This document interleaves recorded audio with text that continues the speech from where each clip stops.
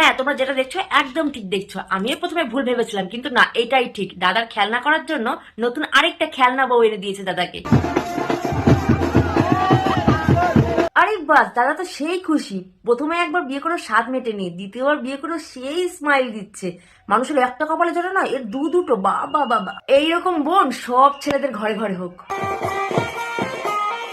ও হো হো হো, পুরো ছাত্রীদের দল তো পুরো বরযাত্রীতেই চলে গেছে, কিন্তু ফ্রেমে কয়েকজন মিসিং আছে। কি কি দিদি, আস্তে আস্তে, আজকে তো সবে মাত্র বিয়ে, আজকে আসল রূপটা বের করোই না।